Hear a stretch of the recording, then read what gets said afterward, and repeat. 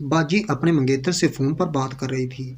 फिर आमिर भाई ने कुछ कहा, जिसको सुनकर बाजी ने कहा, जान आज मूड नहीं है, प्लीज़ कल कर लेना। फिर थोड़ी देर बात करने के बाद बाजी ने कॉल काट दी और मेरी तरफ देखने लगी। मैंने पूछा, बाजी क्या बात है? बाजी बोली, यार आमिर फ़ोन पर मज़े करने का कह रहा था, मैंने मना कर दिया। फ़ोन पर मज़े का भी मुझे बाजी ने ही बताया था। मैंने कहा, वो क्यों? बाजी बोली, आज तुम्हारे साथ करूँगी। मैंने कहा, मेरे साथ कैसे? तो बाजी ने कहा, देखती जाओ मेरी लाडो रानी। फिर बाजी ने मुझे अपने साथ लगा लिया और मेरे ऐसे करने से मेरे अंदर गुदगुदी होने लगी। ऐसे ही मस्तियाँ करते करते फिर हम दोनों ऐसे ही सो गए।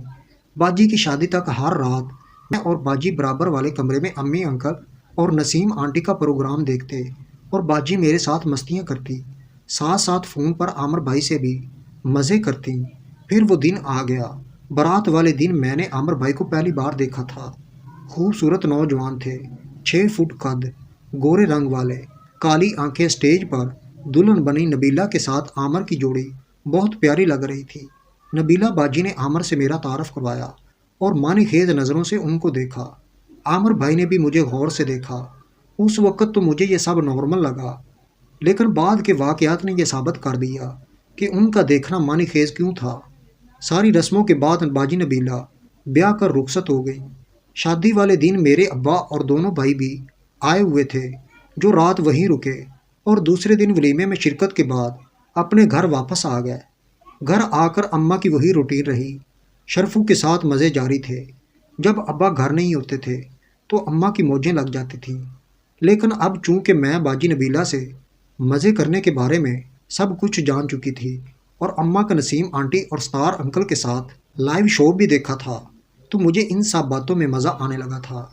शादी से वापसी के कुछ दिन के बाद की बात है कि एक शाम मेरी कमर में दर्द उठा, जिसके बाद रात को पेट में हल्का हल्का दर्द महसूस होने लगा। सुबह उठकर जब मैं पेशाब करने गई तो मैंने देखा कि कुछ लाल लाल है।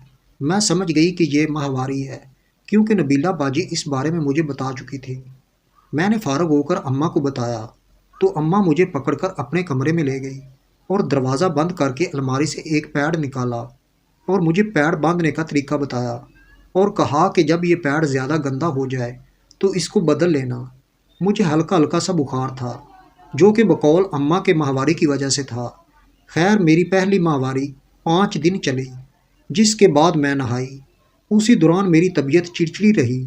साइक ने मुझसे 2-3 बार इस बारे में पूछा, लेकिन मैंने उसे भगा दिया। नहाने के बाद मेरे जिस्म से मीठी मीठी सी खारिश होने लगी।